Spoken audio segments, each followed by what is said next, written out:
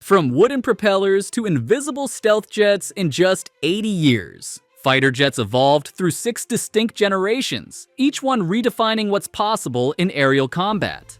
And the difference between generations? It's not just speed or weapons, it's the gap between hunter and prey. Today, we're breaking down exactly how each generation gained its edge, and what's coming next. Let's start where it all began. Generation Zero fighters look elegant, almost romantic, dueling in the sky like knights of old. But here's what people don't realize. These pilots were flying into battle with engines that could fail at any moment, no ejection seats, and machine guns that jammed in the cold. Every mission was a coin flip. Your survival depended on manual controls, iron sights, and pure instinct. Then, in 1944, Germany deployed the Me-262, the world's first operational jet fighter. Suddenly, propeller planes were obsolete overnight. This single aircraft triggered an arms race that would transform aerial warfare forever, and it started Generation 1. First-generation jets had one massive advantage: raw speed. But speed came with a deadly trade-off. These early jets were temperamental beasts. Engine flameouts were common. The swept wings that gave them speed also made them unpredictable in tight turns. And pilots were still using World War II-era gun sights, trying to hit supersonic targets with technology designed for propeller planes. During the Korean War, the American F-86 Sabre faced off against the Soviet MiG-15. Same generation, similar capabilities. But the F-86 achieved a 10-to-1 kill ratio. The difference? Pilot training and one crucial design detail: better visibility from the cockpit. In jet combat, seeing your enemy first meant everything. This lesson would define the next generation. Technology alone doesn't win wars. How you use it does. Second-generation fighters promised to solve every problem: sustained supersonic speed, radar systems, and for the first time, missiles. The F-4 Phantom became the poster child of this era. Designers were so confident in missiles, they didn't even install a gun. Then Vietnam happened. Those reliable missiles failed 90% of the time. Pilots found themselves in dogfights with no way to fight back. Early air-to-air missiles couldn't distinguish between enemy jets and the ground. The radar systems overheated. The guidance systems failed in high-G turns. Pilots called it the turkey shoot, and they were the turkeys. By 1967, the Air Force was scrambling to add gun pods to Phantoms. The lesson was brutal but clear: you can't skip fundamentals for fancy technology. And that mistake, it shaped everything that came next. Third-generation fighters learned from Vietnam's harsh lessons. Guns returned. Radar improved. Multi-role capability became the focus. But the real revolution was invisible. Better computers meant better radar. Better radar meant better missiles. Better missiles meant engagements at longer ranges. These jets were engineering marvels. They were also maintenance nightmares. For every hour in the air, they required 40 hours of maintenance on the ground. And cost spiraled dramatically. A single F-4 Phantom cost $2.4 million in 1965, over $23 million in today's money. The F-4 Phantom II could reach speeds over Mach 2.2 and carry up to 18,000 pounds of weapons. It served with multiple air forces worldwide and proved itself in combat from Vietnam to the Middle East. The iconic McDonnell Douglas design featured twin engines, tandem seating, and distinctive upturned wingtips. It could perform air superiority, ground attack, and reconnaissance missions with equal effectiveness. Nations faced a difficult choice: buy fewer advanced fighters or maintain larger fleets of simpler aircraft. This debate would define the next generation and create some of the deadliest aircraft ever built. Fourth-generation fighters look invincible. And for nearly 50 years, they've dominated every conflict they've entered. But their secret weapon isn't missiles or speed. It's something called fly-by-wire. Before fly-by-wire, pilots physically controlled the aircraft through cables and hydraulics. Now, computers stand between the pilot and the plane, interpreting every input, making thousands of adjustments per second. This allowed engineers to design aircraft that were deliberately unstable, impossible for a human to fly manually. But with computers, they could turn tighter, pull harder G-forces, and outmaneuver anything in the sky. The F-15 Eagle has a combat record of 104 kills to 0 losses. Not a single F-15 has ever been shot down in air-to-air combat. The F-15 can accelerate vertically, climb at 50,000 feet per minute, and maintain superiority in beyond visual range engagements. Its radar can track multiple targets simultaneously while guiding missiles to their marks.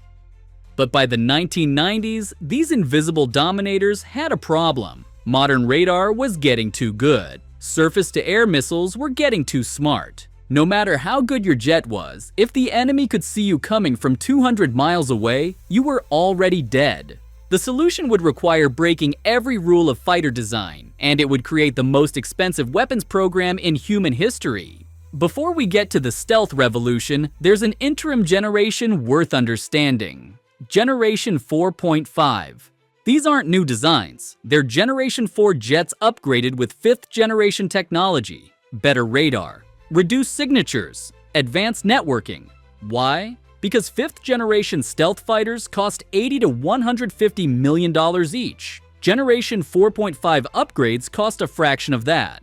The Eurofighter Typhoon, Dassault Rafale, and F-18 Super Hornet represent this generation. They feature active electronically scanned array radars, advanced electronic warfare suites, and data link capabilities that rival stealth fighters. Most air forces can't afford all stealth fleets, so Generation 4.5 fighters will dominate global skies for decades, flying alongside their stealthy counterparts, doing the missions that don't require invisibility. 5th generation fighters changed everything. Not because they're faster or more agile, but because they're invisible. Most people think stealth means radar can't see the aircraft at all. That's not quite right. An F-15 appears on radar like a small aircraft from 200 miles away. An F-22 appears like a marble, and only from 20 miles away. By the time the enemy radar operator sees that marble, the F-22 has already detected him, locked on, and fired a missile. The enemy is dead before he knows he's in a fight. But stealth is only half the story. 5th-gen fighters are flying supercomputers, fusing data from satellites, ground radar, other aircraft, and their own sensors into one complete picture. The pilot isn't just flying a jet. They're commanding a network, seeing threats hundreds of miles away, coordinating with invisible teammates, making decisions that ripple across the entire battlefield. During a 2006 exercise, F-22 Raptors achieved a kill ratio of 144 to 1 against 4th generation fighters. Not 144 to 10, 144 to 1. One pilot described it as, "It wasn't a fight, it was a slaughter." Only 3 nations have deployed 5th generation fighters: America, China, and technically Russia, though their Su-57 exists in minimal numbers. The F-22 program cost $67 billion for 195 aircraft. The F-35 program is approaching $2 trillion, the most expensive weapon system in human history. The F-35 Lightning II comes in 3 variants: conventional takeoff for the Air Force, carrier-based for the Navy, and short takeoff vertical landing for the Marines. Over 1,000 have been delivered to partner nations worldwide. Which raises the question, if 5th generation is this expensive and this dominant, what could possibly come next? 6th generation fighters are still in development, but what we know about them sounds like science fiction. Here's what most people miss. 6th generation isn't about building a better fighter jet. It's about building a better system. Imagine one pilot commanding 4 AI-controlled loyal wingman drones, each one a disposable, unmanned fighter capable of missions too dangerous for human pilots. AI will make tactical decisions in milliseconds, faster than any human could react. The pilot becomes a mission commander, not a dogfighter. 6th gen fighters may carry directed energy weapons, lasers that destroy incoming missiles at the speed of light, variable cycle engines that adapt in real time for speed or efficiency. Some concepts are optionally manned, meaning they can fly with or without a pilot, depending on the mission. But the true revolution is multi-domain warfare. 6th generation fighters won't just dominate the air, they'll coordinate with space-based satellites, cyber warfare units, naval assets, and ground forces simultaneously.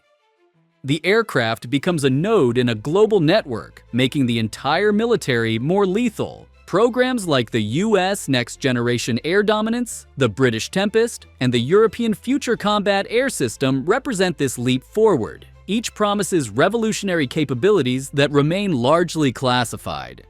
The US Air Force confirmed they've already built and flown a 6th-generation prototype in secret. China claims the same, but neither will say what it can do. Which means somewhere, right now, the future of air combat already exists, and we won't know what it is until it's too late for anyone trying to catch up. From Generation 0 to Generation 6, from manually aimed machine guns to AI-controlled drone swarms, every evolution taught the same lesson.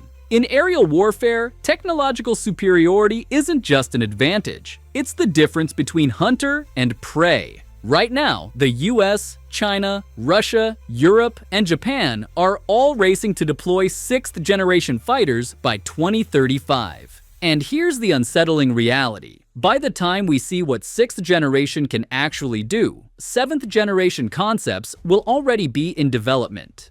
Because in this game, the moment you stop innovating, you're already obsolete.